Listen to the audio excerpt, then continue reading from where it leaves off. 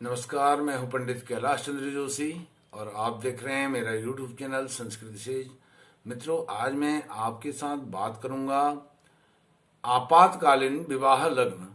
यह आपातकालीन विवाह लग्न क्या होते हैं, इनकी क्या पृष्ठभूमि है और आज के परिप्रेक्ष्य में आपातकालीन विवाह लग्नों की क्यों आवश्यकता है और इसका प्रचलन कब से हुआ, किसने किया और अन्य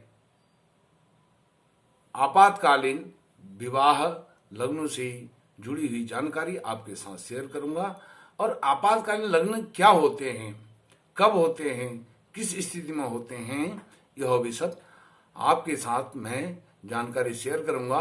सर्वप्रथम आप मेरे चैनल को सब्सक्राइब कीजिए और मेरी इस वीडियो को लाइक कीजिए और अपने मित्रों के साथ शेयर भी कीजिए। मित्रों, आपातकालीन विवाह लग्न वह है जब गुरु या शुक्र दो ग्रहों में से ही एक ग्रह उदय है, दूसरा ग्रह अस्त है। ऐसी स्थिति में एक के उदय दूसरे के अस्त होने की स्थिति में यदि विवाह लग्न हो तो उसको आपातकालीन विवाह लग्न की श्रेणी में रखा गया है। ऐसी परिभाषा उसकी दी गई है। संवत 2072 अर्थात सन 2015-16 से पूर्व हमारे कुर्मांचल में, कुमाऊं में दो प्रतिष्ठित पंचांगों का प्रकाशन होता था। एक श्री आनंद भास्कर पंचांग और दूसरा श्री गणेश मार्तंड पंचांग। श्री आनंद भास्कर पंचांग में शुद्ध विवाह लग्नों के साथ साथ आपातकालीन विवाह लग्न भी दिए जाते थे और इसका बहुत लंबा इतिहास है। यह संवत 2033 से अर्थात सन 1976-77 से श्री आनंद भास्कर पंचांग इन आपातकालीन लग्नों को देते थे और सन 2015-16 में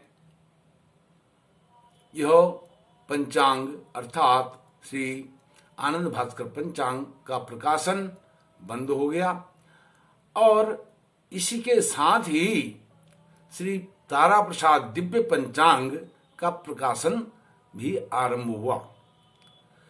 एक का बंद होना, दूसरे का प्रकाशन होना, ऐसा संयोग रहा। तब से, जब से अर्थात सन 2015-16 से जो श्री तारा प्रसाद दिव्य पंचांग के सुधी पाठक हैं, उस पंचांग के अनुसार चलते हैं और अन्य पुरोहित वर्ग, प्रतिष्ठित जो विद्वान हैं, उन्होंने श्री तारा प्रसाद दिव्य पंचांग के प्रधान संपादक आचार्य डॉक्टर रमेश चंद्र जोशी जी से अनुरोध किया कि आप भी श्री आनंद भास्कर पंचांग के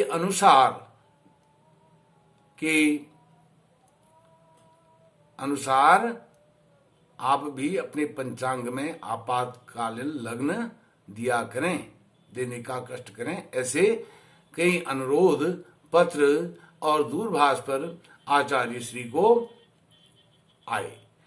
तो आचार्य श्री ने इन्हीं तथ्यों को, तर्कों को और पुरोहित वर्ग के अनुरोध को स्वीकार करते हुए विगत वर्षों से आपातकालीन लग्नों को प्रकाशित किया है अपने पंचांग में। तो यह तो हो गई इसके आपातकालीन लग्नों की परिभाषा और उसके प्रकाशन की। दूसरा, 2000 2033 सन 76-77 से पूर्व भारतवर्ष में गुरु और शुक्र के अस्त होने पर मकरस्थ गुरु में, सिंहस्थ गुरु में और बकरी गुरु में या गुरु के अस्त होने पर बृहस्पति गुरु के अस्त होने पर या अतिचारी होने पर विषुधस्त्र पक्ष में तथा दिन में दिवा लग्न नहीं होते थे। 1976-77 से पूर्व ऐसी स्थितियों में कोई भी लग्न नहीं होते थे जिनका मैंने अभी नाम लिया। और इसी प्रकार से इन सभी नियमों को अनेक पंचांगकारों ने शिथिल करते हुए केवल गुरु और शुक्र दोनों में से किसी भी एक के अस्त होने पर विवाह लग्न को देना बंद कर दिया, जबकि अन्य सभी जो मैंने आपको बताया अतिचारी, बकरी, गुरु, इनमें विवाह लग्न नहीं देते थे, विवाह लग्न देते थे और केवल एक ग्रह गुरु या शुक्र के अस्त होने पर यह नहीं देते थे। तो 1976-77 से पूर्व यह स्थिति थी। सन 2003 में हरिद्वार के कुछ विद्वानों ने अमर उजाला समाचार पत्र में एक विस्तृत लेख दिया था, जिसमें विषय को अतिरंजित करते हुए लिखा गया कि बृहस्पति ग्रह 30 जुलाई 2003 से 27 अगस्त 2004 तक सिंह राशि में रहेगा, अतः इस अवधि में विवाह आदि कोई भी शुभ कार्य नहीं होंगे। यहाँ तक कहा गया कि नामकरण संस्कार भी नहीं होंगे। कुछ जिज्ञासु जनों के अनुरोध पर न चाहते हुए भी श्री तारा प्रसाद दिव्य पंचांग के प्रधान संपादक आचार्य डॉक्टर रमेश चंद्र जोशी जी ने उस समय उक्त विद्वानों को शास्त्रीय प्रमाणों सहित साक्षात करने के लिए आमंत्रित किया, लेकिन यह सब नहीं हुआ और यह लेख पूर्ण खंडन के साथ दैनिक समाचार पत्र के सभी संस्करणों में दिनांक 11 अप्रैल 2003 को प्रकाशित हुआ।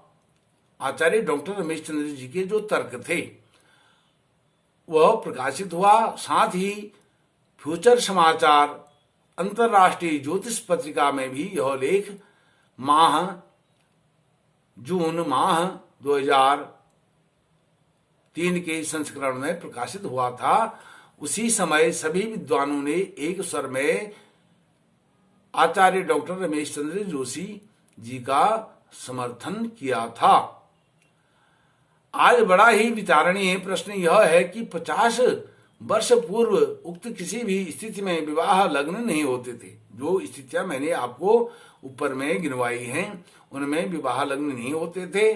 तो आज सिंहस्थ गुरु, बकरी गुरु, अतिचारी गुरु, मकरस्थ गुरु और दिन में विवाह लग्न पंचांगकार क्यों दे रहे हैं, जब यह परिपाटी 50 वर्ष पूर्व नहीं थी। यदि इन स्थितियों में विवाह लग्न देना आज से 50 वर्ष पूर्व में अशास्त्रीय था, तो अब उसमें विवाह लग्न देना कैसे शास्त्रीय और ज्योतिष शास्त्रीय सम्मत हो गया है। यह एक विचारणीय प्रश्न है, इसका उत्तर तो मिलना ही चाहिए। कहने का तात्पर्य यह है कि ज्योतिष के मुहूर्त ग्रंथों में विवाह लग्नों के लिए जिन वर्जित समयों का उल्लेख किया गया है, गुरु शुक्र के अस्त को छोड़ करके अन्य सभी निषिद्ध समयों को शुद्ध मानकर पंचांगकार आज विवाह लग्न दे रहे हैं और यह विवाह लग्न निसंकोच हो भी रहे हैं। तो मित्रों, इस प्रकार से यह सारी पृष्ठभूमि मैंने आपको बताई। अब यह जो पंचांग हैं, इन पंचांगों में जो आचार्य भास्करानंद लोहनी जी थे, उन्होंने क्या किया, एक बहुत बड़ा उन्होंने कार्य किया। उसके विषय में आपको बताता हूं। आपातकालीन विवाह लग्नों का आरंभ कैसे हुआ उसके विषय में, उसकी बैकग्राउंड में, पृष्ठभूमि में भी मैं आपको लेकर के जाता हूं। तब यह पूरी कहानी, तथ्य समझ में आएंगे। क्योंकि गुरु और शुक्र में से कोई भी एक अस्त हो तो उसमें विवाह क्यों आवश्यक है, क्यों करना चाहिए, ऐसी शास्त्र ने आज्ञा क्यों दी, विद्वानों ने आज्ञा क्यों दी, इस विषय में हाँ, यह बात अवश्य जरूर उचित है, ठीक है कि दोनों ग्रह यदि शुक्र और गुरु दोनों अस्त हों तो उस स्थिति में विवाह नहीं होते हैं, नहीं होंगे, और इसको कोई भी पंचांगकार इसको अनुमति नहीं देता है और प्रकाशित भी नहीं करता है। संवत 2033 अर्थात 1976-77 में आनंद भास्कर पंचांग के प्रधान संपादक आचार्य श्री भास्करानंद लोहिनी जी की अध्यक्षता में एक अखिल भारतीय ज्योतिर्विद सम्मेलन हुआ, जिसमें जगतगुरु शंकराचार्य जी सहित भारत के शीर्षस्थ धर्माचार्यों और पंचांगकारों ने गुरु या शुक्र किसी एक के अस्तहोरे में विवाह आदि मंगलकारी हो सकते हैं, ऐसा निर्णय दिया था। अर्थात संवत 2033 में, अब संवत आने वाला है 2080, लगभग 50 वर्ष पूर्व की बात है, 45 वर्ष तो हो ही गए हैं। तो यह हुआ था, इसमें यह निर्णय हुआ, और यह कहाँ आप देख सकते हैं, इसके लिए ज्योतिष संहिता, जिसके लेखक हैं आचार्य श्री भास्करानंद लोहिनी, ज्योतिष संहिता के पृष्ठ संख्या 180 पर यह निर्णय प्रकाशित हुआ है और अभी भी सुरक्षित है। और इस निर्णय को उस समय 18 पंचांगकारों ने स्वीकार किया और समर्थन किया।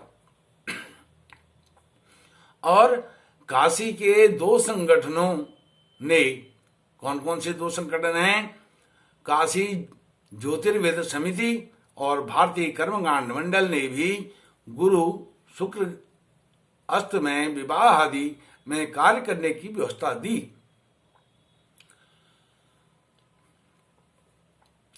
काशी विद्वत परिषद ने भी ब्राह्म, दैव, प्राजापत्य और आर्ष विवाहों को छोड़कर अन्य विवाह आदि कर्म का औचित्य स्वीकार किया था। इससे स्पष्ट है कि संवत 2033 सन 1979 से ही आपातकालीन विवाह लग्नों का प्रचलन हो गया था।